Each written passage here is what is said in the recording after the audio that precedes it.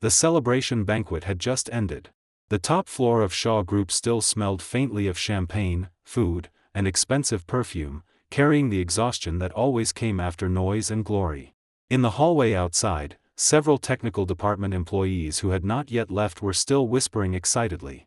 Screenshots had already flooded social media and the company group chats. President Shaw was amazing tonight. Shaw Group is officially legendary. The listing is only the beginning. But Lucas Lane was called up to the president's office by a single phone call. When he pushed the door open, the office was brightly lit. The air conditioning was set too low, and the chill in the room pressed against his skin. Serena Shaw was still wearing the custom gown from the celebration banquet. The shoulder line was clean and sharp. Her makeup was flawless.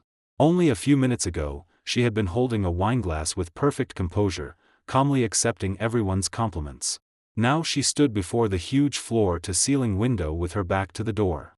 She did not even turn her head. She only raised her hand and tossed a document onto the desk. A crisp slap sounded in the quiet office. The paper slid across the smooth surface and stopped right in front of Lucas. Serena's cousin, Kyle Zhao, sat on the sofa with one leg crossed over the other. He still held an unfinished glass of wine. At the corner of his mouth was an undisguised smile, the kind people wear when waiting to watch someone become a joke. Henry Zhou stood to the side, holding a tablet.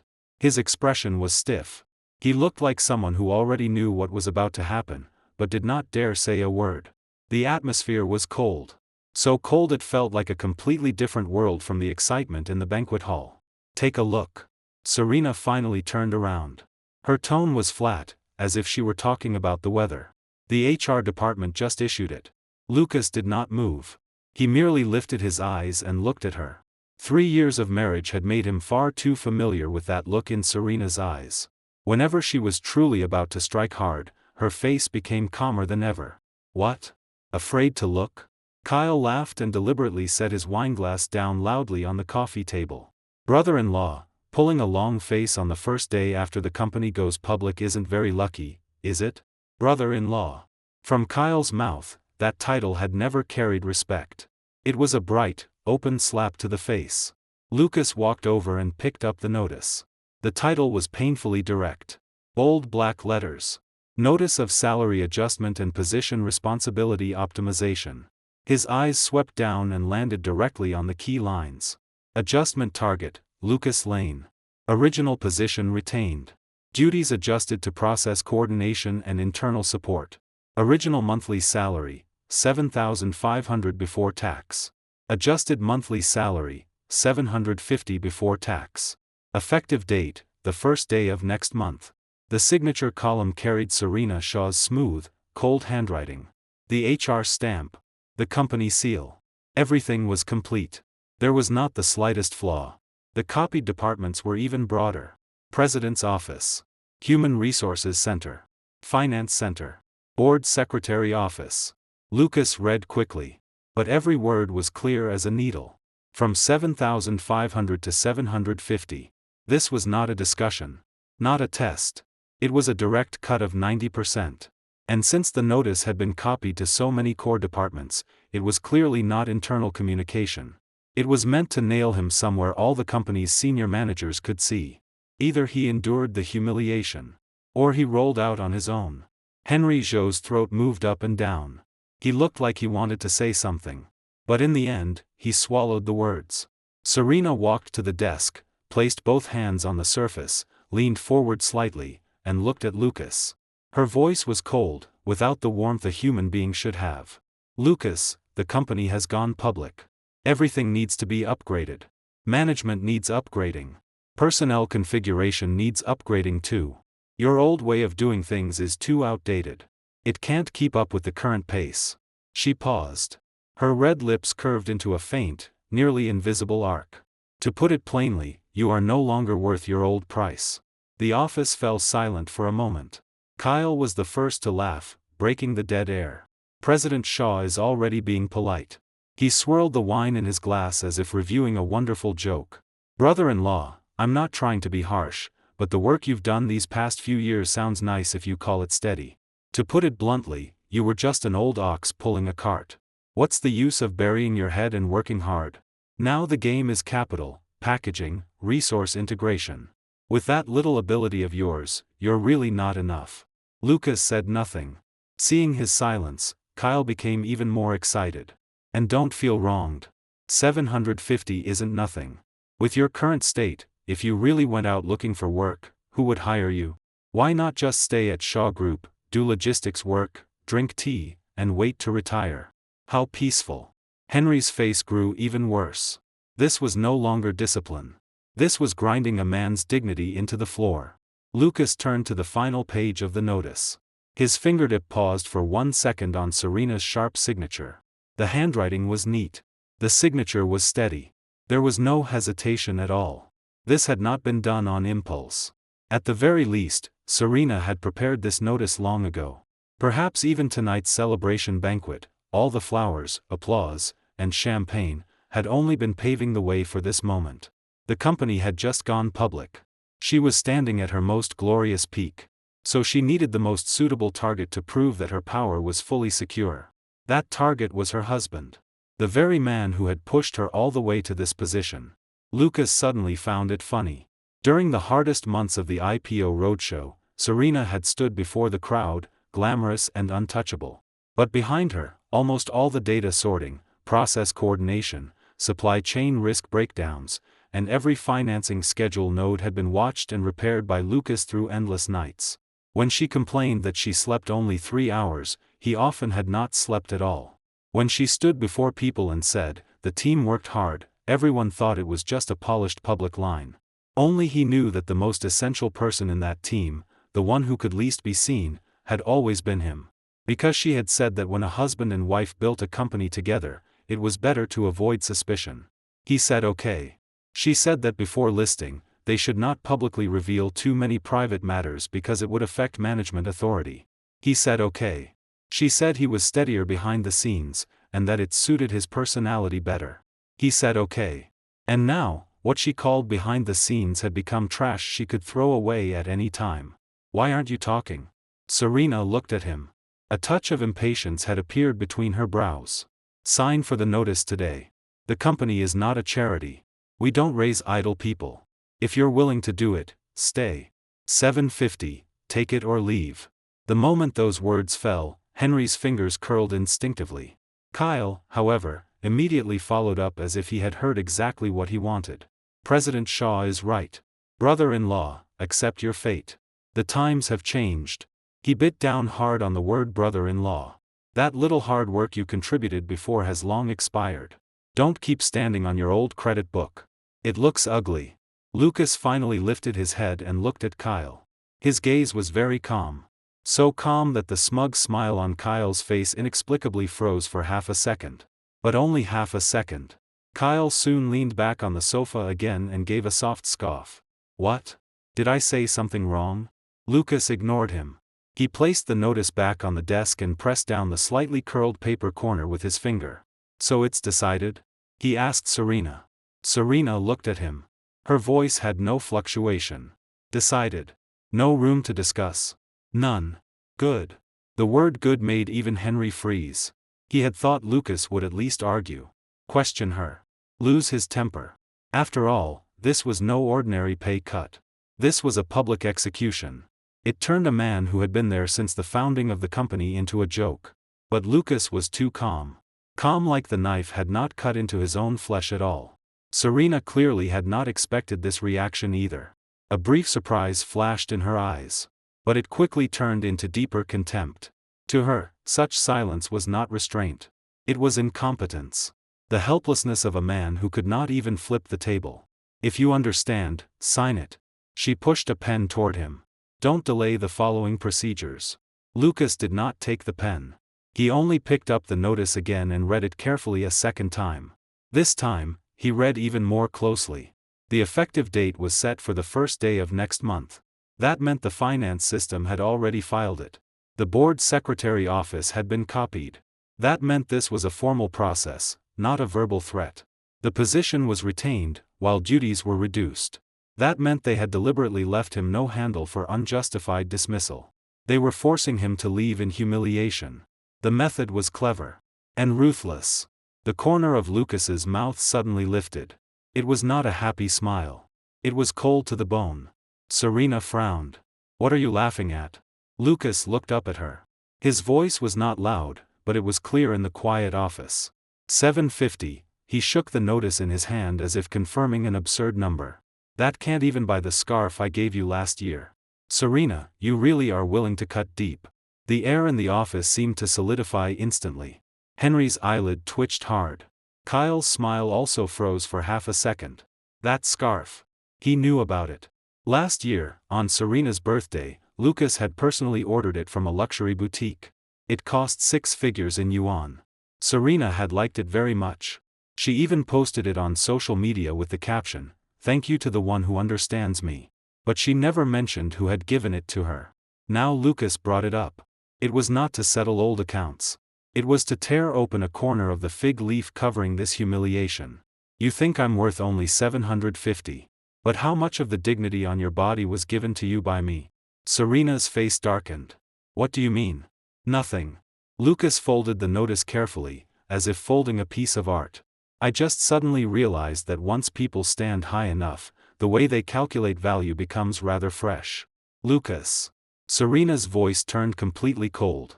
"Stop being sarcastic. The company looks at value. Not what gifts you've given me. Not what you did in the past. If you can't keep up now, you should accept reality." "Reality?" Lucas nodded. "I see it very clearly now." Kyle immediately sneered. "Good. Seeing clearly is the right thing. Don't puff yourself up. Shaw Group got to where it is today because of President Shaw's vision and decisions. Do you really think the company can't turn without you?" Those words were too full. So full that even Henry turned his eyes away, not daring to look at Lucas. Lucas glanced at Kyle. There was no ripple in his eyes. But for some reason, it made people feel cold. "You're right," he said casually. "Since you all think the company will be better without me," he placed the folded notice into the inside pocket of his suit. His voice remained terrifyingly calm. "Then don't regret it." The words were not heavy, but they cut through the air like an extremely thin blade. Kyle's smile froze completely for one moment. Instinctively, he wanted to fire back. But when he met Lucas's eyes, his heart suddenly went hollow. It felt as if something invisible had been pinched in Lucas's hand. Only it had not yet been revealed. Serena, however, only thought he was being stubborn. She sneered. "Regret?" She folded her arms, her posture proud. "Lucas Lane, aren't you taking yourself a little too seriously?" "Maybe," Lucas said. After that, he did not explain. Nor did he argue. Argue about what? About who had stayed with her through the hardest years? About why she chose the day the company went public to step on her own husband in front of everyone? About why Kyle, this useless parasite, dared stand here like a dog that had gained power and bare his teeth at him? There was no need anymore. Because from the moment Serena signed this notice, all those questions already had answers. This was not a moment of anger. Not a misunderstanding. She truly believed that he, Lucas Lane, was someone who could be sacrificed at any time. Their marriage was. The company was too. Henry finally could not help speaking in a low voice. "President Shaw, this adjustment, isn't it too sudden?" "Mr. Lane still has Henry." Serena interrupted directly, her eyes cold as ice. "If you cannot tell who is making decisions here now, I don't mind asking HR to issue one more notice." Henry's face instantly turned pale. His lips moved. But he no longer dared say a word. Seeing this, Kyle regained his confidence. He smiled even more smugly. "Mr. Zhou, stop worrying blindly. He himself accepted it. Why are you crying injustice for him? Besides, giving him 750 is already President Shaw showing old affection." Old affection. Those words almost made Lucas laugh out loud. So stepping a person into the ground could also be called old affection. He nodded, tucked the folder under his arm, and turned toward the door. Serena spoke behind him, her voice cold, as if delivering the final warning. "Starting tomorrow, hand over your current work. Do not touch any core decisions again." Lucas did not stop. He only made a sound from his throat. Kyle added one more stab from behind. "Brother-in-law, be sensible. Don't make the handover ugly later. It won't look good for anyone." Lucas reached the door. His hand touched the cold handle. He turned slightly and looked one last time at the two people in the office. Serena stood before the desk like a judge high above him. Kyle sat on the sofa, so smug he could barely hide his tail. One was contemptuous. One was arrogant. Today, Lucas had finally seen everything clearly. He saw just how rotten this marriage had become. He also saw who inside this company had been treating whom as a tool they could throw away at any time. Lucas opened the door and walked out. The door slowly closed behind him, cutting off the light and voices inside the office. The top-floor hallway was quiet, with only the low hum of central air conditioning remaining. He lowered his head and looked at the notice in his hand. There was no anger on his face. No humiliation. Only an extreme calm. A written notice cutting his salary by 90%. Serena Shaw's personal signature. Formal effective date. Complete copy list. Excellent. This was the evidence he would use next. Lucas stood at the end of the corridor and looked through the huge glass curtain wall at the city lights below. The entire Shaw Group was celebrating rebirth. No one knew that just now, the person most deserving of that celebration had been kicked to the edge of a cliff. After a few seconds of silence, he slowly pulled a piece of paper from his suit pocket. It had been folded neatly long ago. The paper was smooth. The corners were sharp. On it, 2 words were most eye-catching: resignation letter. Lucas lowered his head and looked at the letter. At last, a faint smile appeared at the corner of his mouth. Since Serena wanted to throw him away like trash, then he would let her see whether this so-called trash, once removed, could still keep the skyscraper standing. The door to the president's office had already been pulled half open by Lucas. His steps stopped. His fingers pressed against the cold metal handle, as if he had suddenly remembered something. Or perhaps he had finally strangled the last thought in his heart completely. Inside the office, the lights were painfully bright. On the desk were still the IPO celebration materials that had not yet been cleared away. Beside a folder, a tall wineglass sat slightly tilted, with a little dark red liquid left at the bottom. Serena sat in the executive chair, expression cold. As if the woman who had just cut his salary by 90% in front of others were not his wife, but merely a boss processing waste. Kyle leaned against the desk. The gloating smile at the corner of his mouth could not be suppressed. Seeing Lucas stop, he immediately scoffed. "What? Can't bear to leave?" Lucas ignored him. He turned and walked back to the desk. From the inside pocket of his suit, he slowly pulled out that neatly folded paper and placed it before Serena. The paper landed on the desk almost soundlessly. But that single motion seemed to cut open the office atmosphere. Serena lowered her eyes. Her brows moved almost imperceptibly. "What is this?" Lucas looked at her. His voice was flat. "Since President Shaw thinks I am such an eyesore, I'll fulfill your wish. My resignation." Kyle froze first. Then he burst into laughter as if he had heard the funniest joke in the world. "Oh, so you actually have a spine?" He clapped exaggeratedly, laughing so hard he bent forward. "I thought you'd at most hide in the bathroom and cry for a while. Didn't expect you to play the resignation card." Serena leaned back in her chair. There was no surprise in her eyes. Only condescending irritation. To her, everything Lucas did now was nothing but a child throwing a tantrum. The last scrap of laughable dignity from a useless man. "Lucas." Her tone was light. "Are you sure?" "Sure. Have you thought it through?" Serena's fingertip tapped the resignation letter. "After leaving Shaw Group, do you really think anyone out there will want you? The things you've done these past few years, to put it plainly, were just maintenance. The company got to where it is today because of the team, capital, and timing. Not because of you alone." Kyle immediately chimed in. "Sis, why are you explaining so much to him? Some people just don't know how much they're worth. We gave him a little face before, and he really started thinking he was somebody." Henry stood to the side, face stiff. He had only come to deliver a document. But he had not dared leave. The pay cut humiliation after the celebration banquet was already ugly enough. He had not expected things to become even uglier. What made him more uneasy was Lucas's calmness today. Too calm. Not like a man who had been trampled into the mud. More like a man who had finally made some decision and was executing a plan long prepared. Serena looked at the resignation letter on the desk and did not even show interest in reading it. "Fine." She only said that one word. Then she casually pulled a signing pen from the holder. Without reading the body, she flipped directly to the last page and signed her full name. She even wrote that day's date beside it. The entire movement was clean and efficient, like she was approving a meaningless reimbursement slip.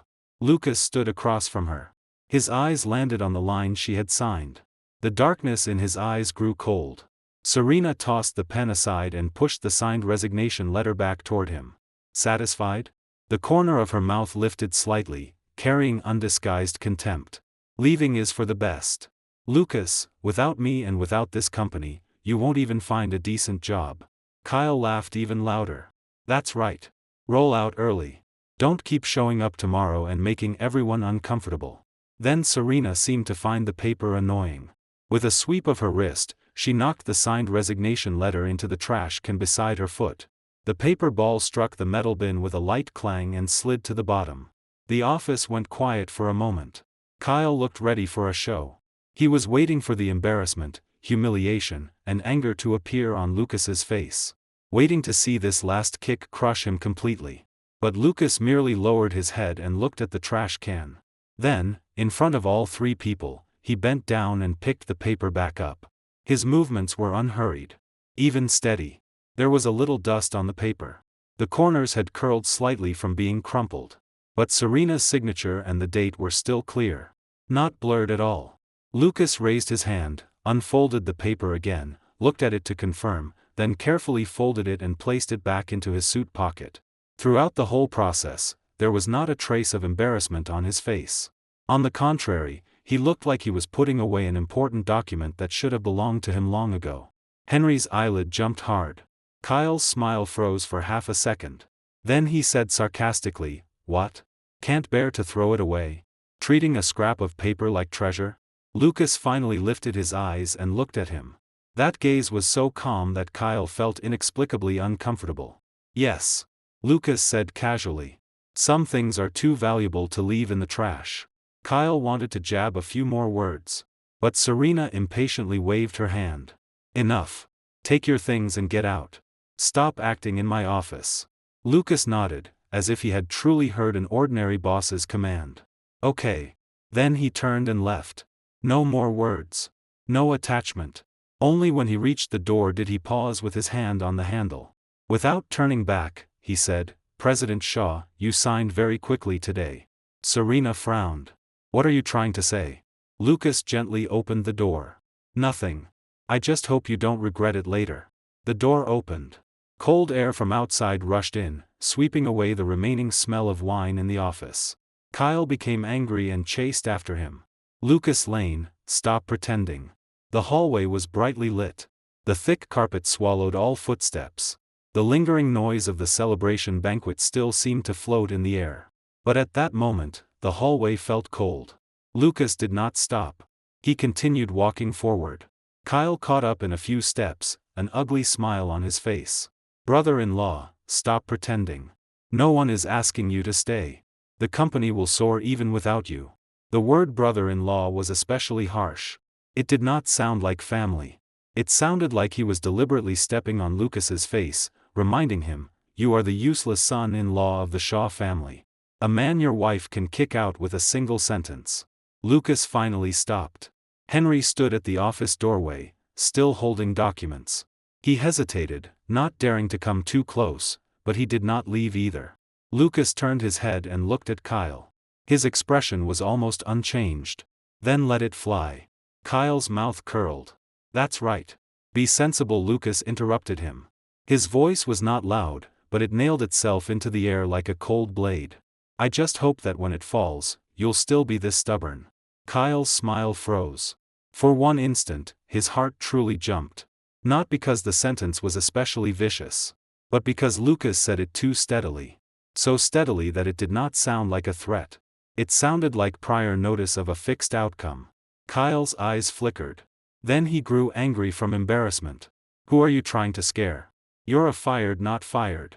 Lucas looked at him and gently patted the spot over the inside pocket of his suit. "My resignation was approved." 5 words. Lightly spoken. Kyle's face darkened as if he had been slapped. Henry, standing nearby, felt a chill rush up his spine. Others might think Lucas was just playing with words to save face. But Henry had been in the company for years. He understood the difference. Being cut in salary, humiliated, and swept out the door was completely different from leaving with a signed resignation letter in hand. The former was being pushed out passively. The latter was withdrawing with legal and compliant evidence. Especially when Lucas had deliberately picked that paper out of the trash. He did not care whether it was dirty. Did not care whether it was embarrassing. He even carefully smoothed out the folds. That meant from the beginning, what Lucas wanted was not dignity. It was the signature itself. Henry's throat rolled. His palms suddenly felt wet. He finally understood why he had felt something was wrong the entire time. Lucas was not impulsive. He was too calm. So calm it was frightening. Lucas. Henry could not help speaking in a low voice. Have you really thought this through? Lucas looked at him. This glance did not carry the chill he had given Kyle. It even held a casual calm. Henry, some roads become harder to walk the longer you drag them out. Henry opened his mouth and still wanted to say something. But Kyle sneered first. Henry, why waste words on him? He's at the end of the road and just wants to keep a little face. Does he really think carrying one piece of paper can create any waves? Lucas smiled. It was the first real smile of the night. Not humiliation. Not forced. But the relaxed smile of someone who had completely let go. Whether waves rise or not isn't important. What matters is that when the ship starts sinking, don't blame anyone for not warning you. Kyle felt unnerved by his expression. But he refused to show weakness. He continued stubbornly, stop acting mysterious. Don't you see Shaw Group's current momentum? Listing, expansion, financing. How many people outside are desperate to get on board? What are you? You think it will sink without you? Lucas did not answer again. There was no point explaining wind direction to someone already drunk on celebration. He placed his hand in his pocket. His fingertip pressed against the folded resignation letter. He could clearly feel the paper's edge and Serena's name written on it. That name had once meant marriage to him. A promise. Proof that they had walked this road together. Now, it was only a piece of evidence. Clean. Sharp. Legal. That was enough. Lucas turned and walked toward the office area. Kyle still wanted to shout from behind, but the words got stuck in his throat. Because Lucas's back was too steady. Not like a man being driven away. More like a man who had already taken what he needed, leaving only the final few steps of procedure. Henry stood where he was, watching Lucas walk farther away. The unease in his heart grew heavier. He suddenly remembered something. In the past several years, for several key projects inside the company, many people had only seen the surface of the core processes. The person who could truly connect funding, timing, supply chain, and every coordination node without a single error had always been Lucas. He had been too low-key. So low-key that many people had grown used to ignoring his existence. But once this person truly withdrew, Henry's face slowly turned pale. He looked back subconsciously at the closed door of the president's office. Then at Kyle. Kyle still stood there with a look of disdain, as if he had just won a complete victory. But for the first time, Henry felt that Kyle might have no idea what he was so proud of. Director Zhao. Henry spoke quietly. Kyle turned, irritated. What? Henry hesitated. In the end, he did not dare say what was truly in his heart. He only forced a smile. Nothing. He could not say it. Because even he could not be certain how bad the worst result would be. On the other side, Lucas had already crossed the hallway and entered the office area. After the celebration banquet, half the lights in the office area were still on. Some people whispered. Some secretly raised their heads to look at him, then quickly lowered them again, as if afraid of seeing something they should not see. Lucas ignored them all. He walked step by step to his desk. His expression was cold, as if covered by a thin layer of frost.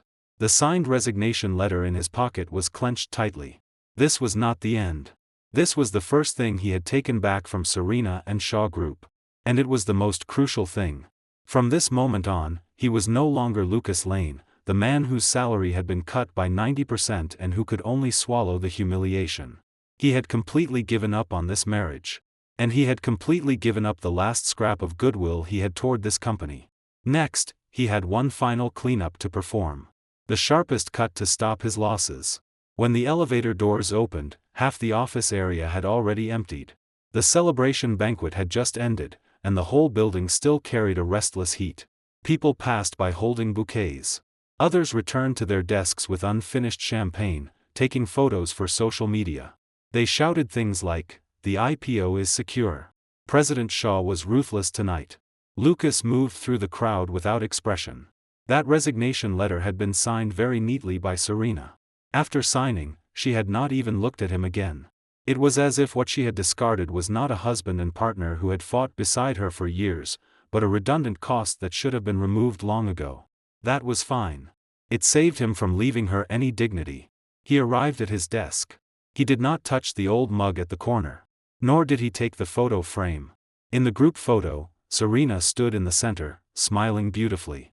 He stood behind her with a hand on her shoulder. Now, looking at it, it was a massive joke.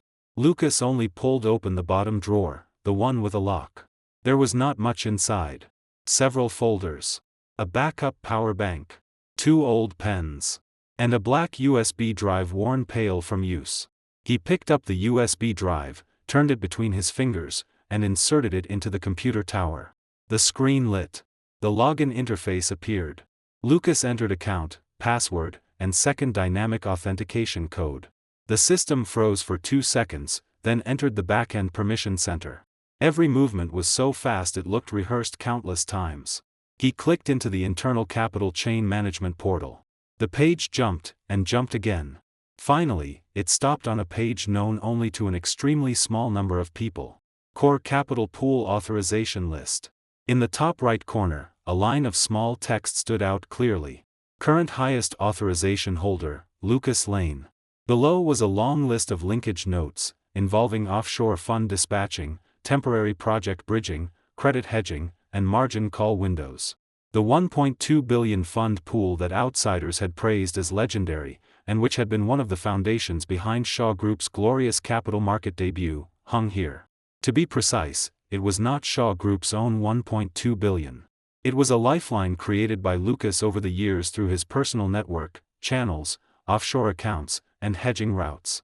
Serena thought that now the company had gone public and financing had come in, Lucas no longer mattered. But she did not know that some sense of security on the books had never grown out of the company itself. Lucas clicked Key Management. A confirmation box popped up. Do you want to revoke the current Core Capital Pool Master Key Holder's authorization? Below was a gray reminder. After Master Key authorization is revoked, all in-transit authorizations, prepaid credit lines, and offshore hedging agreements connected to the capital pool will automatically enter silent lock status. Reactivation requires the original holder's in-person authorization or a specific encrypted command. This was the system's cold response. It was also the firewall Lucas had spent 6 years building with his own hands. He stared at that line for 2 seconds. Then his fingertip landed steadily on confirm. A second confirmation window appeared. This revocation is irreversible. Secondary verification required. Please scan the dynamic QR code below or enter your personal exclusive encrypted text. Lucas reached into the deepest part of the drawer and pulled out a flat encryption card that had barely ever been used. In the upper left corner of the card was an extremely rare logo. In the entire company, fewer than 5 people had ever seen this thing. Henry Zhou was one of them. But even Henry only knew it was a coordination key for an overseas-backed funding party. He had no idea what it truly did. Lucas scanned the hidden QR code on the back of the card with his phone. The page jumped. Refreshed. 5 seconds later, a green notification bar appeared on the screen. Master Key Holder revoked successfully. Current connected capital pool status, silent lock. All in-transit agreements, credit lines, and hedging channels will automatically enter dormant status within 72 hours. Lucas placed the card back into his pocket, together with the signed resignation letter. Then he unplugged the USB drive and shut down the computer. The messy souvenirs on the desk remained untouched. He had already taken what he needed. Some people in the office area still watched him from afar, whispering. No one dared approach. Lucas picked up the jacket hanging over his chair and put it on steadily, as if completing a simple procedure. From his desk to the elevator took 47 steps. When the elevator doors closed, he looked one last time toward the president's office at the end of the hallway. The door was still closed. Serena had not come out. Kyle had not chased after him. They probably thought they had completely won tonight. That Lucas had been an utterly useless pawn from beginning to end. Ding! The elevator reached the first floor, and the doors opened. The lobby lights were gentler than upstairs. In the security booth sat old Lee, a man over 50. When Lucas worked late at night before, he often exchanged a few casual words with him. Seeing Lucas come out, old Lee froze. "Mr. Lane leaving this early?" Lucas nodded toward him. "From now on, don't call me Mr. Lane." Old Lee blinked in confusion, unable to react. Lucas did not explain. He pushed open the heavy glass revolving door and walked into the night. The late June night wind carried lingering heat and city exhaust as it rushed toward him. Neon signs along the street glowed as if electricity were free. In the distance, intermittent car horns sounded. Shaw Group's headquarters towered behind him, brightly lit like a giant beast still immersed in celebration. Lucas stood by the roadside and raised his hand to stop a taxi. When he got in, the driver glanced at him through the rearview mirror. "Where to?" Lucas thought for a moment. "Find me a porridge shop that's still open." The driver froze for a second. Perhaps he had not expected a young man in a custom suit at this hour to make such a request. But he quickly turned on the meter and stepped on the gas. The taxi turned through 2 intersections and entered an older street. It stopped in front of a small shop that looked like it had existed for many years. A faded sign over the door read, "Ade's Porridge Shop." 2 plastic tables sat outside. At one, a middle-aged man played on his phone. At the other, an old woman bent over a plate of fried noodles. Lucas pushed open the door, sat in the corner, and ordered a bowl of preserved egg pork porridge and a plate of pan-fried dumplings. When the owner brought the porridge over, she looked at him twice. Probably because he was dressed far too neatly for someone eating porridge in an old street at this hour. Lucas scooped up a spoonful and put it into his mouth. It scalded his tongue numb. But he did not stop. One bite after another. He had barely eaten all day. The dishes at the celebration banquet had been for outsiders.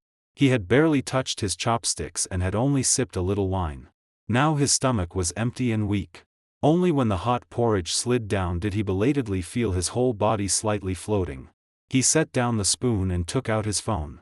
Several unread messages sat on the screen. All from work groups. The top message came from Owen in the technical department. "Mr. Lane, should tomorrow morning's budget review materials still follow the original version?" Immediately below it, "Sorry, sent to the wrong chat. Mr. Zhou said we should wait for your notice on the new process." Lucas did not reply. He exited and opened his contacts. After scrolling for a long time, he stopped on a number saved as Old Sue. Old Sue. Victor Sue. A partner who had once left the same company with him. Later, Lucas entered Shaw Group, while Victor went into investment banking on his own. Years passed, and Victor had become an independent capital consultant with deep connections in the circle. They had never lost contact, though they were not especially close. They sent each other holiday red packets. Occasionally met at drinking events. Exchanged a few words about the market. Nothing more. Lucas thought for a moment and still dialed. It rang twice before connecting. Victor's smiling voice came from the other end. "Rare occasion, Lucas. Calling at this hour? Did Shaw Group's IPO celebration get too wild and you need me to sober you up?" Lucas leaned against the chair. The night outside the window was deep and dark. "Victor, I resigned." The other end went quiet. Then Victor's voice lost all humor and deepened. "What happened? Tonight's story is long. I won't explain in detail. Do you have any projects that need people or resources? I have something in my hands and need a place to land it." Victor was silent for a few seconds, clearly digesting the news quickly. Then he spoke decisively. "Are you free tomorrow? I'll arrange someone for you to meet." "Who?" "The person I mentioned before. Everrise Capital from Hangzhou. Boss Chen. He's been looking at tech and supply chain targets. They don't lack money. What they lack is someone who can truly connect resources together. You called at just the right time. Mr. Chen happens to be in Shanghai tomorrow for a short meeting. 3 in the afternoon. Lucas picked up the half-cold porridge and drank a mouthful. "Good. Send me the address." "Lucas." Victor lowered his voice. "You can really let go?" Lucas looked at the last bits of rice in the bowl and smiled faintly. "Only idiots can't." Victor did not ask further. He simply said, see you tomorrow afternoon, and hung up. Lucas set down his phone, finished the pan-fried dumplings, paid, and walked out of the shop. The night wind blew at him with a trace of dampness. It looked like it might rain. Lucas stood by the street. The signed resignation letter and encryption card were together in his pocket. Through 2 layers of fabric, he could still feel the slight hardness of the paper edge. He raised his hand and stopped a second taxi. This time, he gave the address of his home. A place he likely would never return to after tonight. The next morning, Lucas woke to the vibration of his phone. The place he lived was an apartment under Serena's name. Not too big, not too small. The location was excellent. But it was an old asset the Shaw family had accumulated earlier. It had little to do with Lucas himself. When he returned last night, he had not brought much. Only a few frequently worn clothes, a laptop, and several private IDs and documents, all placed into an old backpack. A message popped up on his screen. It came from the Shaw Group Finance Center Work Group. Urgent notice: due to a change in the core capital pool master key holder, several in-transit credit approval processes are experiencing system blockage. All project teams must immediately suspend external payment procedures and await further risk control instructions. The group had exploded. Lucas scrolled down. Someone from the technical department sent a question mark. Then a series of messages followed. What's going on? Is there a problem with the capital pool? Who touched the master key? Someone replied, I don't know. Looks like the system automatically locked. We need the highest authorization holder to reactivate it. Isn't the highest authorization holder Mr. Lane? That message was recalled within 2 seconds. The person withdrew it so quickly it seemed they were afraid someone might see it. Then a new announcement popped up in the group. From the President's Office Secretary Department. After verification, the capital pool system has entered temporary maintenance mode. This is not an abnormal condition. Please maintain work order and do not spread false information. Lucas looked at the line. The corner of his mouth moved, but he did not smile. He closed the group chat. Logged out of that work account. Then opened another private account he almost never used. There were fewer than 20 contacts inside, all old relationships from earlier years. They did not contact often. But at critical moments, they were useful. He sent 3 of them short messages with roughly the same content: potential project coordination soon. Free to talk. All 3 replies came back within half an hour. All said they could arrange a meeting. Lucas set the phone aside, opened his computer, and began sorting out a rough framework that had been taking shape in his mind since last night. Shaw Group should be in chaos now. Lucas understood the weak points of that capital chain too well. When he built it, to ensure safety and stability, he deliberately designed a structure where one key opened one door. Once the master key was locked, all branched channels entered dormant status. On the surface, everything seemed normal. But in reality, any payment application exceeding a certain amount would be stuck inside the system, awaiting manual intervention. Serena did not know this master key existed. Or rather, she knew he had once pulled in an important funding channel. But she never cared about the details. In her eyes, those were only some back-end chores Lucas handled. Now that the master key had been revoked, the project managers, finance director, and risk control supervisors under her probably could not even find where the problem came from. Lucas closed the laptop and glanced at the time. 10:40 in the morning. There were more than 4 hours until the 3 o'clock meeting Victor had arranged. He stood and walked to the window. Outside, the weather was gray. The clouds hung low, as if rain could fall at any moment. In the distance, the pointed corner of Shaw Group's building could be seen across several streets, like a thorn standing there. He drew the curtains closed. At 2:50 that afternoon, Lucas appeared on time in front of the building where Everrise Capital had temporarily rented meeting rooms in Shanghai. It was an office building in the heart of the business district. The lobby was tall and spacious. The floor was polished marble, glossy enough to reflect a person's figure. The receptionist was clearly well trained. After confirming his appointment, she politely and calmly led him to the elevator. The elevator stopped on the 26th floor. The corridor was quiet. Victor was already waiting at the door, wearing a dark gray shirt with the cuffs rolled to the middle of his forearms. He looked casual but experienced. Seeing Lucas, he quickly came over, looked him up and down, and patted his shoulder. "You look all right. Didn't lose sleep last night? Lucas shook his head. Victor did not make small talk. He turned and led him into a small reception room. When the door opened, Lucas saw Mr. Chen sitting on the sofa. He was in his 50s. Round-faced. Wearing thin framed glasses. When he smiled, the lines at the corners of his eyes were deep, making him look like an amiable middle-aged businessman. But Lucas could tell at one glance that the aura on this man was not fake. He had truly seen big money. And he knew how to stay calm. Mr. Chen, this is Lucas Lane. Victor introduced from the side. Former founding partner of Shaw Group. He handles full chain resource integration. Not a normal professional manager. Mr. Chen stood and shook Lucas's hand, smiling. Mr. Su mentioned you a few times. He said you are someone who does solid work. Come. Sit. After sitting, Victor played half the role of intermediary. He did not waste words and directly laid out the general situation. This year, Everrise Capital was looking at a supply chain intelligent transformation track. The direction was digital integration of logistics, warehousing, and regional distribution. But Mr. Chen felt his team lacked someone who could truly connect cross-platform resources. After listening, Lucas did not immediately express an opinion. He reached into the document bag he had brought, pulled out a printed file, and placed it on the table. Only 3 pages. It contained simplified line frameworks, node distribution, and capital channel diagrams. He pushed the material toward Mr. Chen.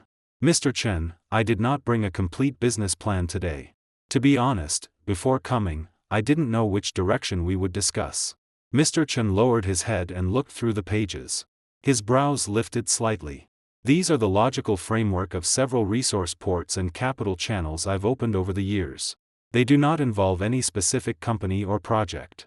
It is only a methodological framework. Lucas said, if you have a concrete target to land, I can follow this framework and produce a matching plan within 3 days. Mr. Chen did not answer immediately. He carefully flipped through all 3 pages. Victor watched quietly from the side. There was a subtle smile in his eyes. After finishing, Mr. Chen looked up at Lucas and smiled. I read 3 pages for 10 minutes. He paused. The information density is high. Lucas nodded. I'm used to making things thin. Mr. Chen placed the materials back on the table and tapped twice with his fingertip. He seemed genuinely calculating.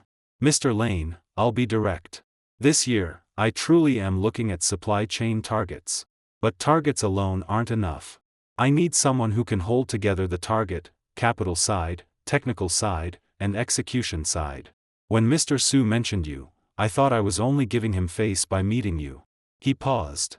The casual friendliness in his tone faded slightly, revealing the caution of a real businessman beneath. But from these 3 pages, I can tell you really do have something in your hands. So let me ask differently. If I want to build a project starting at 30 million, how quickly can you put the framework together? Lucas met his gaze without avoiding it. Give me 48 hours. Mr. Chen smiled and stood, extending his hand. Then I'll wait 48 hours. They shook hands. Clean. Direct. No more negotiation. Lucas knew that the door had been opened. What came next would depend on real ability. When Victor walked Lucas out, he lowered his voice and said, Mr. Chen is extremely picky when choosing people. If he gave you that attitude in person, those 3 pages were worth writing. Lucas did not respond to the compliment. He only stood at the elevator entrance and looked at his reflection in the metal doors. Suit neat. Expression calm. No silence from being humiliated yesterday. No emptiness from the porridge shop last night. He was serious now. On the second day after leaving Shaw Group, he had already earned the ticket to sit at the next table. Meanwhile, the atmosphere on the top floor of Shaw Group had completely changed. Around 11 that morning, the Risk Control Department began receiving system stall reports for 3 in-transit payments. At first, they thought it was temporary network fluctuation. They tried secondary submission, manual intervention, bypassing the automatic approval channel. All failed. The system returned only one simple red line: current capital pool is in silent lock status. Please contact the master key holder for activation authorization. The Risk Control Director called the President's office. Serena answered in person. What master key? Her voice had clearly turned cold. Hasn't the capital pool always been running normally? President Shaw, the core permission structure of this capital pool is rather complex. When it was built, it set up a highest-level authorization holder. All external payments above a certain size require that person's key verification before passing. Now the authorization status of that holder has become revoked. Who revoked it? There was a 2-second silence on the other end. The system record shows Mr. Lane himself operated it. Time was 10:18 last night. Serena's fingers tightened around the phone. Kyle happened to stand nearby. Seeing her face suddenly darken, he leaned over and asked, "Sis, what happened?" Serena ignored him. She hung up directly, picked up her phone, opened her contacts, and called Lucas. No answer. She called again. Still no answer. The third time she called, the phone directly said, "The user you are calling is powered off." Serena slammed the phone onto the desk. The dull bang startled Kyle backward. The smile on his face finally could not stay. "Lucas did it?" he asked tentatively. Serena sat in the executive chair, fingers pressing her brow, jawline tight. She finally realized what Lucas had meant when he said, "I hope when it falls, you'll still be this stubborn." He had not been talking tough. He had been informing her. Seeing her silent, Kyle's hollow panic began rising again. But he forced himself to say, "Sis, don't worry. Even if he touched something, the company has gone public now. We have so many funding channels. Can't we just find another one?" Serena lifted her eyes. Her gaze was cold as ice. "Do you know how large that capital pool is? Do you know how many in-transit credit lines and project prepayments it connects to?" Kyle opened his mouth. Nothing came out. "That pool is not an asset of Shaw Group." Serena's voice was low, as if speaking to Kyle, and also to herself. "In essence, it is a machine Lucas built over the years using his personal relationships, credit, and hedging channels. I was only authorized to use it for the company every year. Nominally, it belonged to the company. In reality, it was his." The office fell into dead silence. Kyle's face finally turned white. He finally understood what Henry's complicated expression from last night meant.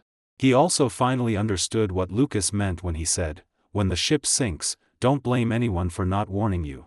Serena remained silent for a long time. Finally, she picked up the phone and called HR. Pause all of Lucas Lane's resignation procedures. Yes. All of them. After hanging up, she leaned back and closed her eyes for several seconds. But she was not regretting. What she was thinking about was how to bring Lucas back and smooth everything over. After turning off his phone, Lucas went directly back to the temporary hotel where he was staying. It was an ordinary chain business hotel he had casually found near the porridge shop last night. The room was small. But it had a clean desk and a decent lamp. He opened his computer and began writing the plan. During those 48 hours, he contacted no one. His phone remained off. How many calls Serena made, he did not know. Nor did he care. He had only one thing to do. Within Mr. Chen's window, he needed to deliver a plan that could turn those 3 pages into a real landing framework. On the third afternoon, Lucas appeared at Everrise Capital's conference room on time. This time, Mr. Chen had brought 2 more people. One was a sharp-looking middle-aged man. The other was a young woman with glasses. Both were core members of his own team. Lucas distributed the completed plan. 12 pages. Clean formatting. Every page full of substance. After Mr. Chen finished reading, he exchanged looks with the other 2 people. The middle-aged man turned to the final page and asked several questions about node connection and capital return cycles. Lucas answered each question smoothly. In fact, before the man finished asking, Lucas had already marked the possible bottlenecks. The young woman followed with 2 more technical details. Lucas also gave concrete, executable paths. Not empty jargon. Actual suggestions landing directly on personnel and processes. After hearing all the answers, Mr. Chen closed the plan and smiled at Lucas. 48 hours. 12 pages. Higher information density than the 3 pages last time. Lucas leaned back in his chair, expression calm. "Because this time, I was serious." Mr. Chen asked no more questions. He stood and extended his hand again. "Since you are serious, then this project will be led by you." Lucas gripped his hand. This time with a little strength. "Thank you for your trust, Mr. Chen." Victor, watching from the side, finally let the smile he had suppressed for a long time appear openly. That night, Lucas turned his phone back on. As soon as the screen lit up, notifications poured in like floodgates opening. 27 missed calls. 11 from Serena. 6 from the Shaw Group President's Office Secretary Department. 3 from the Finance Center. 2 from Kyle. The rest from Technical Department and Henry. There were also piles of text messages. The latest came from an unfamiliar number. Only one line: Lucas, come back and talk. Everything can be discussed. Lucas looked at it for 3 seconds. Then deleted the message. He did not return the call. Nor did he read the later messages. He opened his contacts, found a name he had not contacted in a long time, and sent a short message: David, I have a new project starting here. Is that data center project you mentioned before still alive? After sending it, he placed his phone on the desk and leaned back in the chair, staring at the dim ceiling light in the hotel room. There was a small crack at the edge of the lampshade. It looked like it had not been replaced in years. Shaw Group was probably going insane by now. The 72-hour silent lock period for the core capital pool had not ended. Serena could not find him. Could not find the activation path. All she could do was use the stupidest method, manually verifying in-transit agreements and payments one by one. Henry was probably the only person who understood the real structure of the pool. But he did not know the specific key details. He could only be anxious. Kyle was probably still cursing. But that was useless. He could not even explain what a capital pool hedging channel was. Lucas closed his eyes and ran through his approximate next plan. Everrise's supply chain project would need 2 to 3 weeks for initial architecture.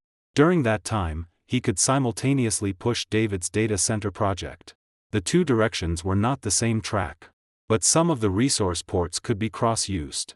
In his pocket, he had the resignation letter, the encryption card, and a detailed list he had organized last night.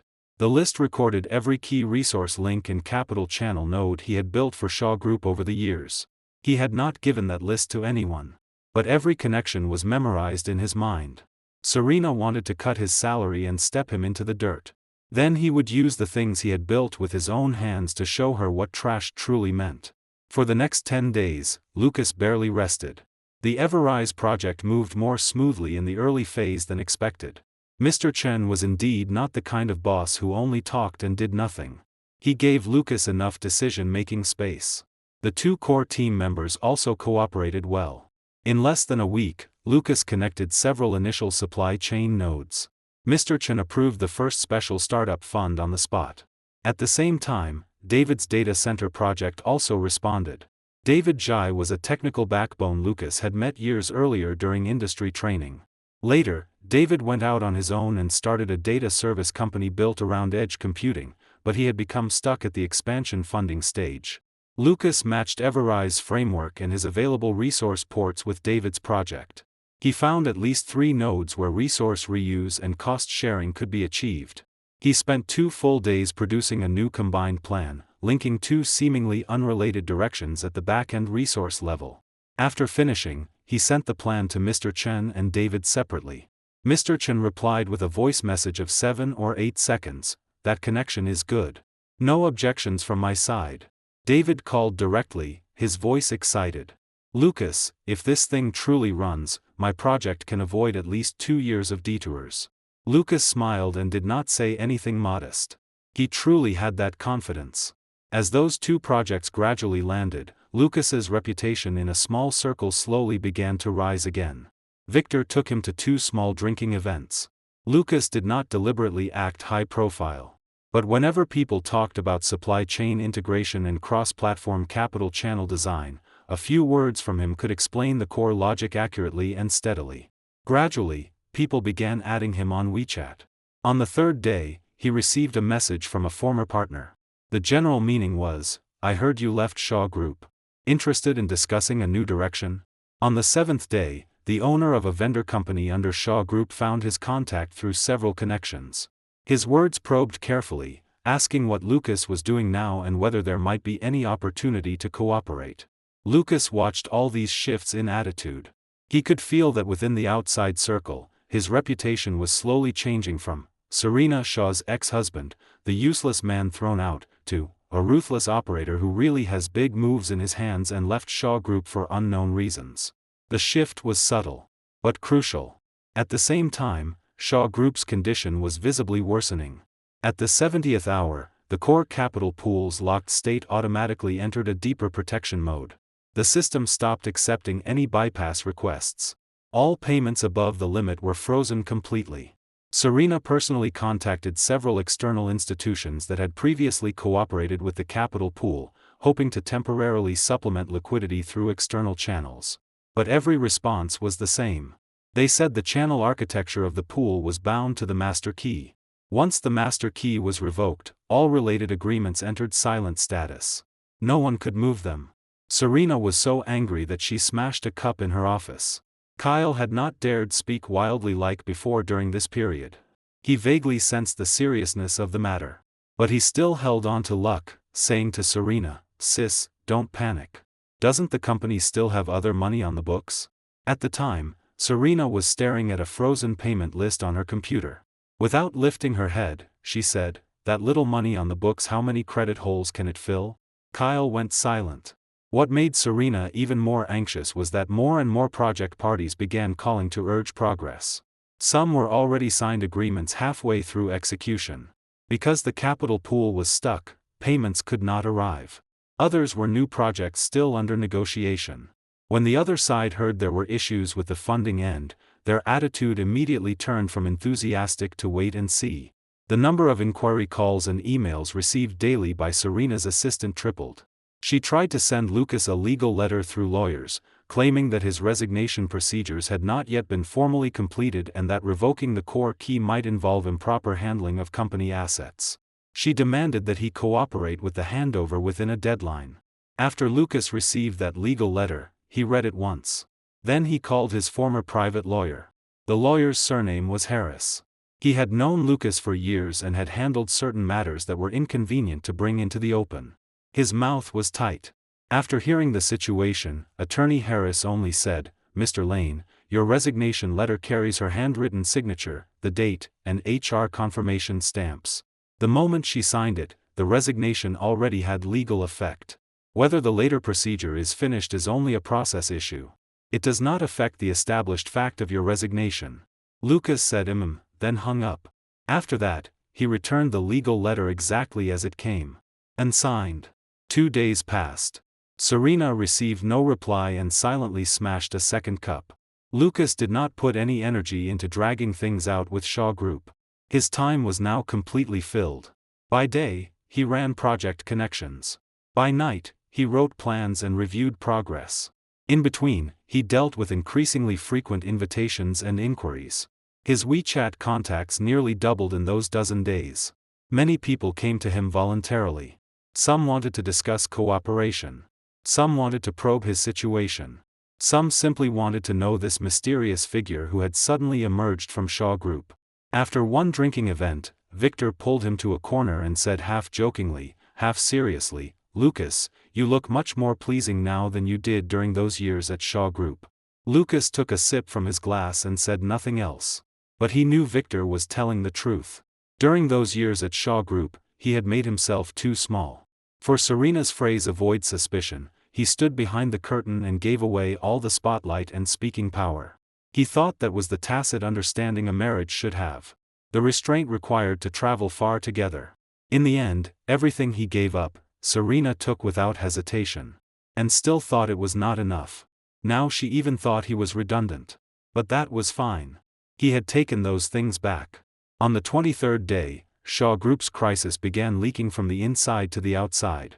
The first sign was an anonymous post on an industry forum.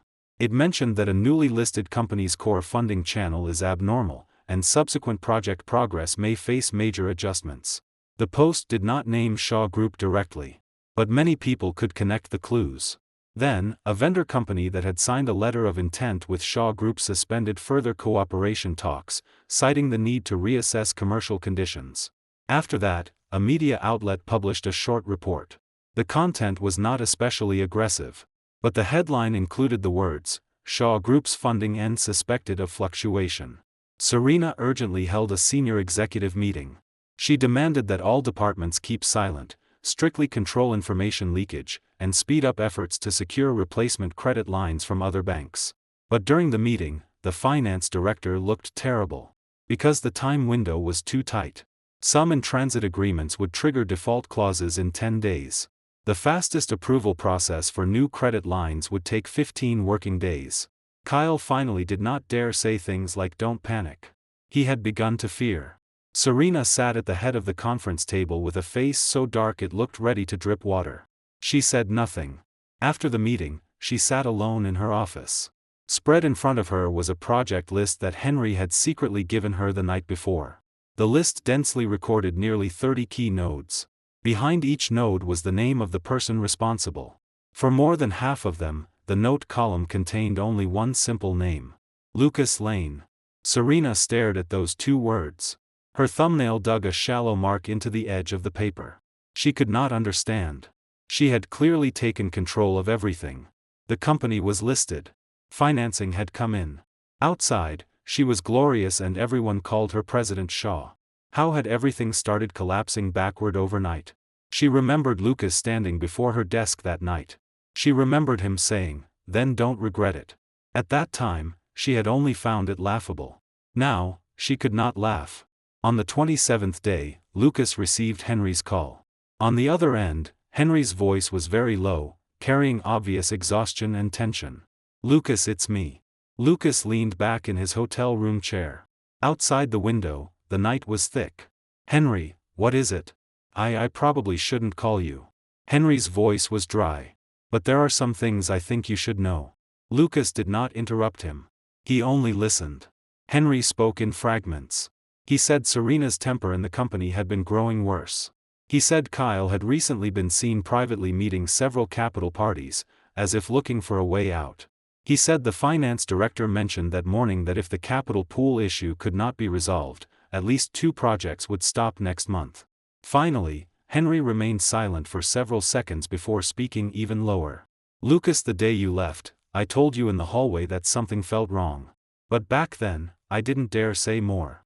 Now that I look back, you were right to leave." Lucas listened and stayed silent for a moment. "Henry, are you still planning to stay at Shaw Group?" The other end was quiet. Then Henry's hesitant voice came. You know my family situation. It isn't easy to change places." Lucas thought for a moment. His tone was calm. "Then keep your guard up. If you need anything, you can come to me." Henry hung up. Lucas placed the phone on the desk and walked to the window. 27 days earlier, he had stood at the end of Shaw Group's top-floor corridor, looking through the glass curtain wall at the city lights with a salary cut notice and resignation letter in his pocket. 27 days later, he sat here with 2 steadily advancing projects, independent resources and channels, and more people voluntarily offering him olive branches. As for Serena's side, it had begun falling. He did not push it. He merely withdrew his hand. That building could no longer hold itself up. On the 31st day, a message spread through the industry completely.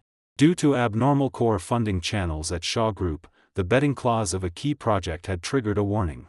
If funding could not be supplemented within 5 days, the company would face first-round penalties and the risk of credit rating downgrades.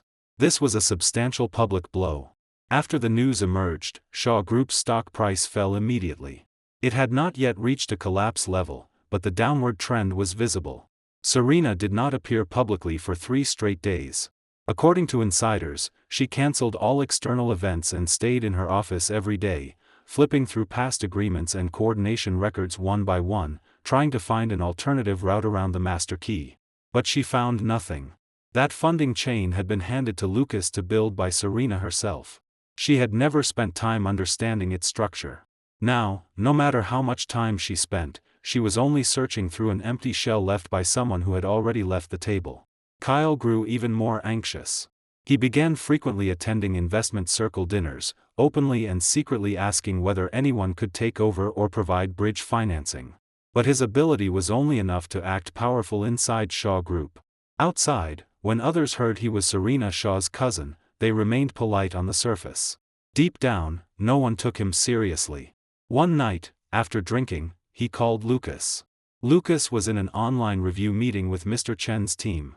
Seeing the incoming number, he pressed silent and did not answer. Kyle called 3 times in a row. Lucas ignored all of them. When the fourth came, Lucas directly added the number to his blacklist. He remembered now. Back when he was at Shaw Group, Kyle had stepped on him in the same way. One mocking call after another. One sarcastic group message after another. He had endured it back then because he thought they were family. Because he thought there was no need to care. Now he no longer endured it. On the 35th day, Mr. Chen invited Lucas to dinner. There was no one else at the table. Only the two of them. Mr. Chen picked up a bite of food and said slowly, "Mr. Lane, your voice in the circle has been growing lately.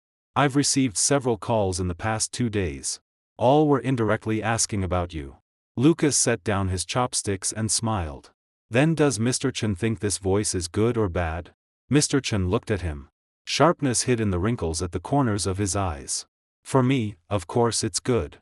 The louder you become, the more it proves I picked someone valuable. He paused. His tone became more serious. But I have to remind you. The wind around Shaw Group has already reached the table.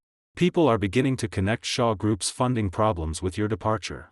If you want to stabilize your position in the circle, you need to calculate clearly how to settle this account. Lucas nodded. I understand. He truly did understand. Shaw Group's crisis could not be hidden forever. As time passed, more people would inevitably connect the two events. The timing of his departure. The timing of the capital pool problem. The timing of Shaw Group's slide. When those lines were placed together, anyone could see clearly. He could not forever stand behind the curtain like a ghost. He needed one formal public appearance. He needed everyone to see exactly who had been holding up that stage. And who collapsed when they could no longer hold it. That opportunity came faster than he expected.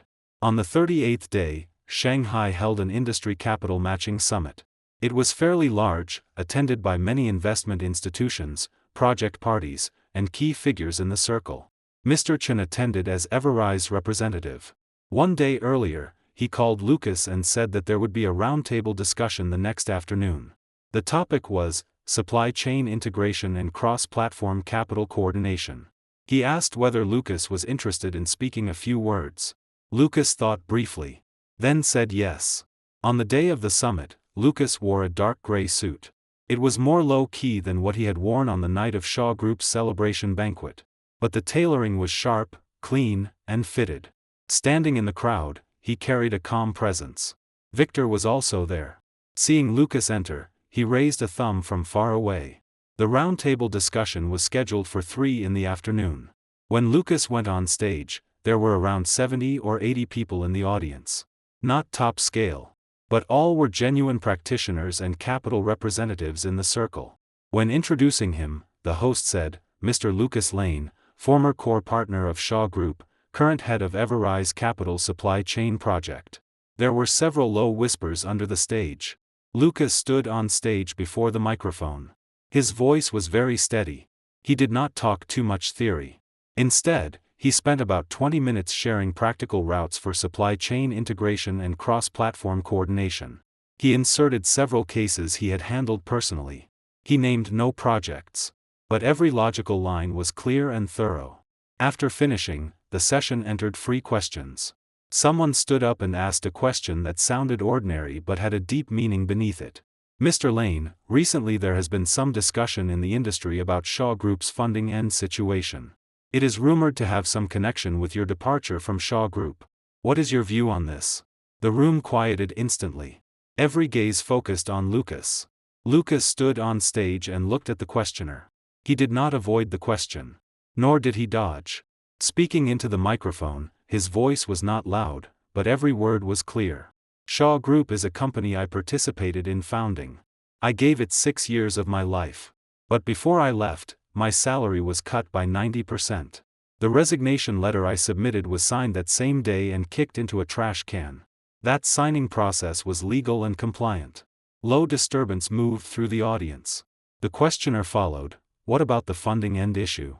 Lucas paused. His gaze swept across the increasingly focused audience. "The funding end structure of Shaw Group was built by me while I was there. After I left, that structure naturally needed a re-adaptation process. As for how long it will take to resolve, that depends on the efficiency and judgment of Shaw Group's current management." He said it extremely objectively. Without any emotion.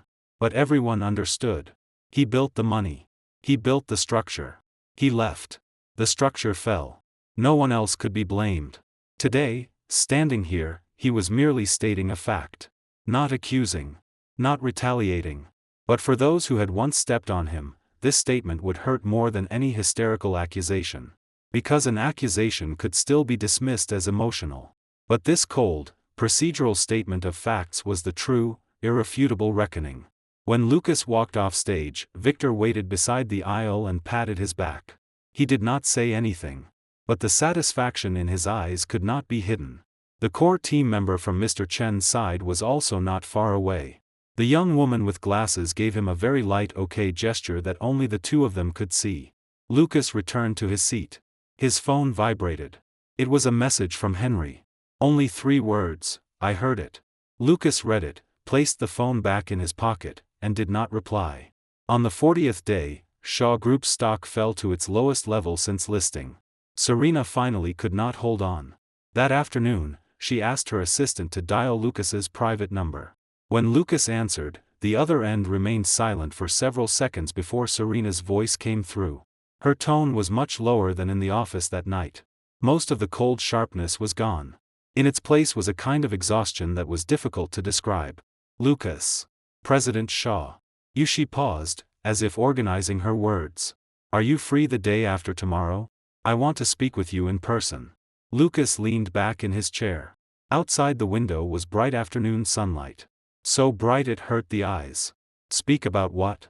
The other end fell silent for a few more seconds. "The capital pool issue. Can you come back and help me unlock it? You can name your conditions."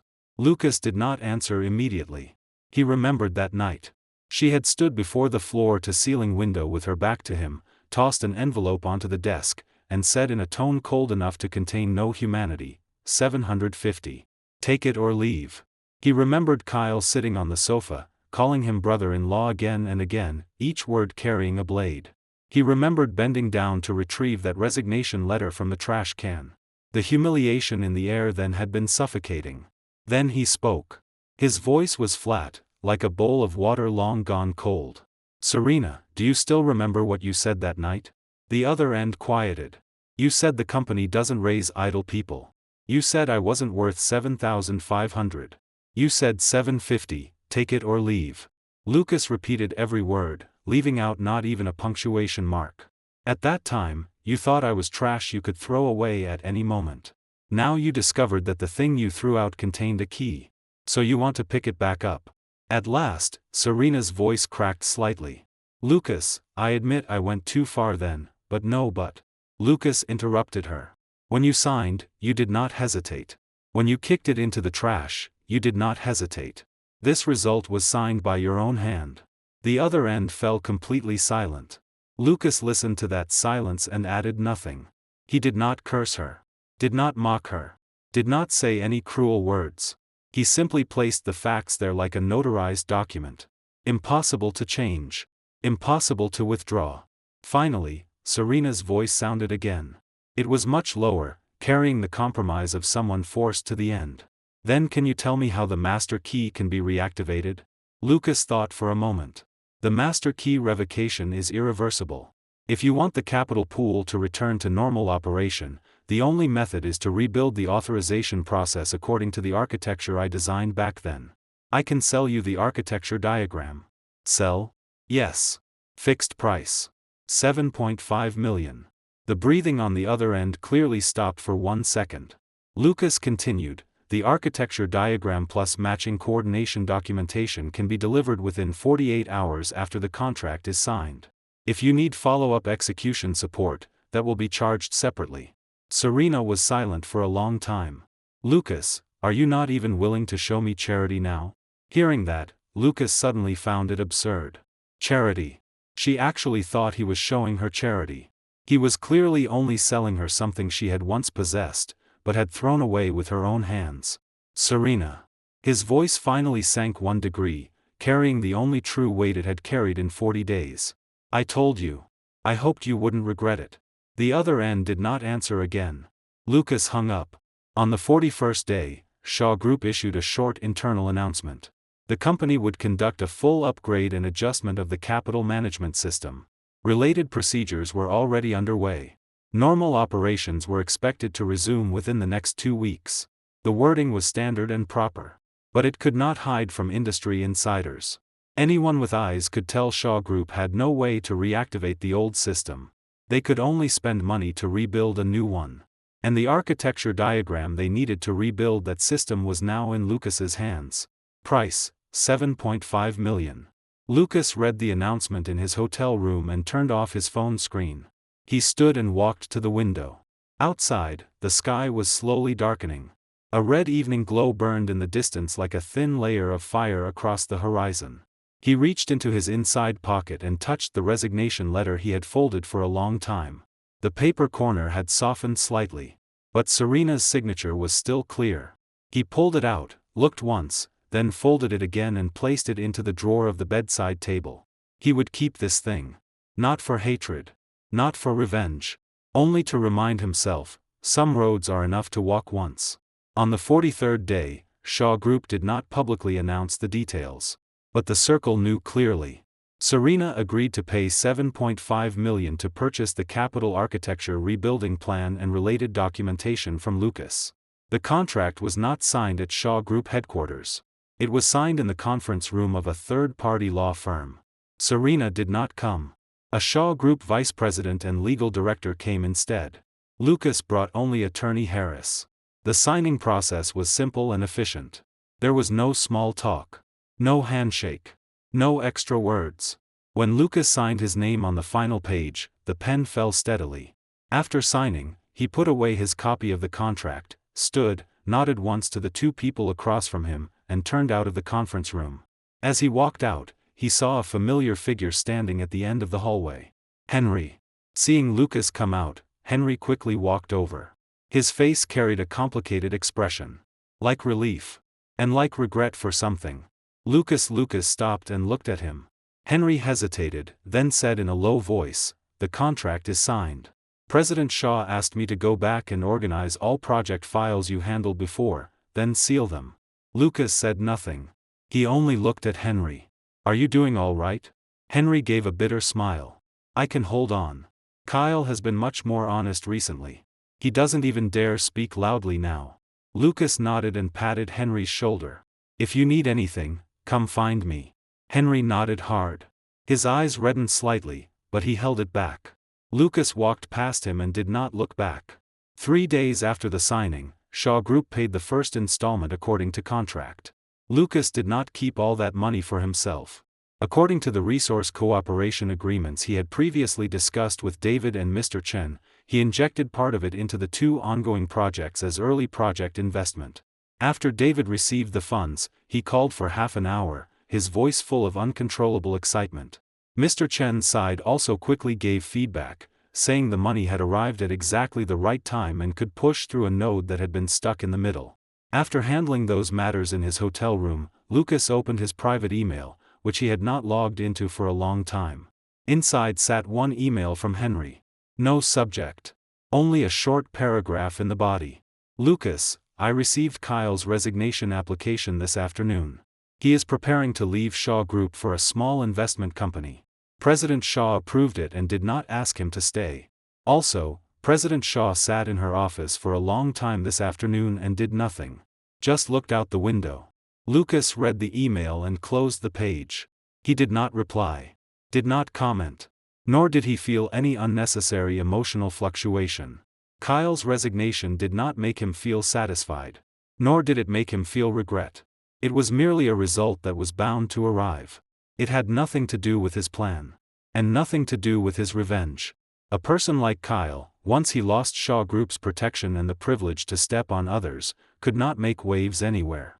Sooner or later, the rules of the circle would eliminate him. Lucas did not need to do it himself. On the 49th day, Lucas moved out of the chain business hotel. He rented an independent office in the city center. It was not large. But it was enough for a desk, a whiteboard, and a set of visitor sofas. He hung a simple sign at the door, Lucas Lane Studio. So simple it did not look like the office of someone who had just landed a $7.5 million contract. Victor came to see it and laughed uncontrollably. "Your place is worse than a college startup team's office." Lucas poured him a glass of water and did not respond to the joke. It's enough. On the 52nd day, Mr. Chen sent news that the first pilot phase of the supply chain integration project had officially launched in 3 regions at the same time. Feedback was good. The collaborating vendor companies voluntarily proposed adding follow-up resource input. Mr. Chen's team was very satisfied with the result. In the internal meeting, they clearly listed Lucas's work as a key factor in the project's success. David's data center project also completed its first round of testing smoothly. Performance was nearly 10% higher than expected. During the report meeting, David specifically mentioned, the reason this project advanced so quickly is that the resource integration side never dragged things down from the beginning. Both sides were moving steadily. Inside Lucas's studio, the whiteboard gradually filled with lines and node marks. From the earliest few sketches, it expanded into 2 complete parallel project lines.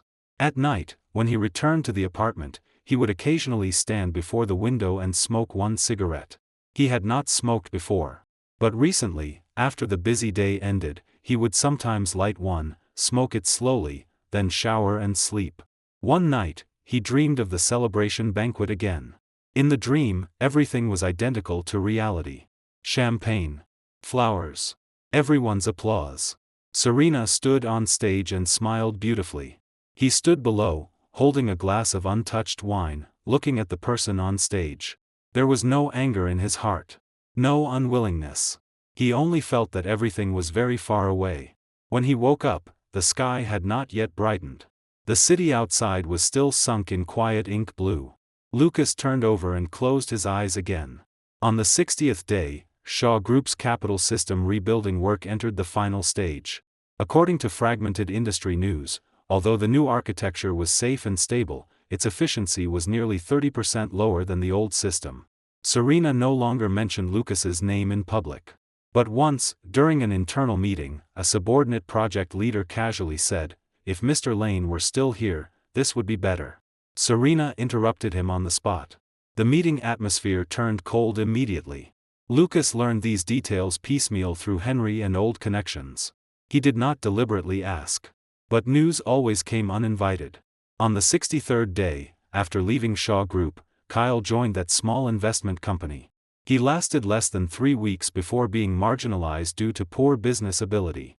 It was said that once, after drinking too much at a business dinner, he complained to people at the table that Serena was unfair in her employment choices. He said she let someone like Lucas take $7.5 million, while he did not benefit at all. The people at the table only smiled. No one answered him. No one outside was willing to indulge Kyle's temper. He had been able to run wild inside Shaw Group only because Serena's card supported him. Now that card was gone. He was nothing. Lucas heard this from Victor. After Victor finished, he added, "This guy probably won't last long in the circle." Lucas only gave a soft He did not discuss the topic further. On the 67th day, Serena sent Lucas a text herself. Not through her assistant. From her own number. The text was very short. Only 6 words, "You won. Congratulations." Lucas glanced at it and put down his phone. No reply. 3 minutes later, a second text came in. Only 2 words, "I'm sorry." Lucas stared at those 2 words for a long time. The sunlight outside the window was bright, reflecting slightly off the phone screen. He pressed the screen dark, placed the phone on the desk, and continued reading the next stage project plan Mr. Chen had just sent. He did not delete that message. But he never opened it again. On the 75th day, Lucas's studio welcomed its first formal signing partner. It was not introduced through an intermediary. The other company's owner had come to him personally. That man had attended Lucas's roundtable sharing at the summit. After thinking it over for a while, he felt Lucas's framework could complement his company's current business direction, so he actively requested a meeting. The meeting lasted less than an hour. The other party decided on the spot to sign a letter of intent. After seeing him off, Lucas stood at the studio entrance and looked at the small window at the end of the corridor. Outside, it was an ordinary afternoon. Sunlight made the dust on the windowsill glow faintly. He remembered the beginning of the year. At a family dinner, Serena had mentioned once that after the company went public, they would increase external cooperation efforts. At that time, she said he could go talk to some peripheral projects. Her tone had been casual, as if assigning an unimportant errand. He had said nothing then. Only nodded. Now, he sat alone in a studio smaller than 20 square meters, signing letter after letter of cooperation intent. None of it had anything to do with Shaw Group anymore. On the 78th day, Henry called. He said Shaw Group's new system had officially launched, but it was running painfully. Efficiency was lower than expected. Several projects that had been delayed were being pushed again, but progress had already fallen behind by at least 1/4. Henry's tone was complicated. As if he wanted to sigh about something, but did not know where to begin. Finally, he asked, "Lucas, how are things on your side?" Lucas said, "Pretty good." Henry was silent for several seconds. Then he laughed softly. His voice was a little muffled. But beneath it was genuine happiness for him. "That's good." After hanging up, Lucas leaned back in his chair and opened the monthly work summary on his computer. When he signed that $7.5 million contract 2 months earlier, many people privately said he was retaliating against Serena. That he was using his last resources to drag the other party toward death. But only Lucas knew that nothing he did had carried revenge in his heart. He had only taken back what belonged to him. Then used his own way to walk forward again. The Shaw Group system had been built by him, node by node. When he left, he did not smash any parts. He merely locked it. Whether to rebuild it, and how to rebuild it, had been Serena's own choice. He sold her the architecture diagram. It was a fair trade. She was willing to pay. He was willing to deliver. A clean transaction. On the 85th day, Lucas received an unexpected call. It came from Serena's mother. On the phone, Mrs. Shaw's voice was very polite, carrying a cautious and unfamiliar attempt to please. She said she wanted to invite him back home for a weekend meal. Lucas listened for a while. Then replied calmly, "Auntie, Serena and I have already separated. That meal would not be appropriate." Mrs. Shaw was silent for several seconds. Then said, "You young people's matters are not something I should interfere in." After that, she hung up. Lucas set down the phone and continued revising the plan in front of him. On the 90th day, the first phase of Everrise Capital's project closed successfully. Every indicator reached target. During the internal summary meeting, Mr. Chen specifically thanked Lucas for his key integration work. After the meeting, Mr. Chen asked Lucas to stay behind. He did not circle around. He simply said, "The second phase project will be larger than the first. If you're willing, you will still lead it." Lucas answered directly, "I'm willing." Mr. Chen smiled and patted his shoulder. No more words were needed. On the 100th day, Lucas opened a bottle of wine in his little studio. He placed it on the desk. Did not drink it. Only twisted off the cap and smelled it once. He remembered that night 100 days ago. The lights on Shaw Group's top floor had been bright. Serena had stood before the floor-to-ceiling window. Kyle had sat on the sofa. Henry had stood in the corner. Back then, he had been a man whose salary was cut by 90%. Trash kicked out of the game. Now, he sat here with 2 steadily advancing projects, a clean independent studio, and a name that more and more people were seeking out voluntarily. He had not climbed by stepping on anyone's shoulders. He had only taken the ladder others had tried to steal from him, set it upright again, and climbed up step by step. On the 103rd day, Lucas received a package. Inside was a plain craft paper envelope. No signature. No sender information. Inside the envelope was a wedding photo taken the year he and Serena married. The 2 people in the photo were still young. Their smiles were genuine. On the back of the photo, someone had written a small line in pencil. The handwriting trembled slightly. "At that time, I was truly happy." Lucas looked at the photo for a long time. Then he put it back into the envelope, sealed it, and placed it on the lowest shelf of the bookcase, in a compartment he rarely opened. He would not throw it away. Because that period of time had truly existed. But he would not take it out again. Because he had already walked past it. On the 110th day, Lucas's studio moved into a larger office building. It faced south. The windows were large. The lighting was excellent. He installed a bigger whiteboard in the new office and wrote out the rough frameworks of the next 3 projects. He also hired an assistant. A recently graduated young woman. Efficient. Strong execution ability. Quiet. On her first day at work, she saw the dense marks on the whiteboard and asked, "Mr. Lane, did you draw all these lines yourself? Lucas was organizing documents. Without lifting his head, he answered, mm. The young woman stayed silent for a few seconds. Then said softly, that's amazing. Lucas paused, lifted his head, and looked at her. Then he smiled. Learn slowly. One day, you'll draw them too. That afternoon, Lucas stood before the window of his new office. Below, cars and people flowed back and forth. Dusk slowly descended. The city lights turned on one by one. He reached into his pocket. That pocket had once carried the salary cut notice, the signed resignation letter, and the encryption card. Now, those things had all been placed somewhere he would not easily open. His pocket was empty. But his heart was full. Since that night, he had walked for 110 days. Not long. Not short. But long enough for a person to see clearly what should stay and what should be thrown away. It was also long enough for everyone to see clearly whether the man kicked out as trash was truly worth only $750. The answer no longer needed to be said. That's all for today's story. Remember to subscribe and leave a comment.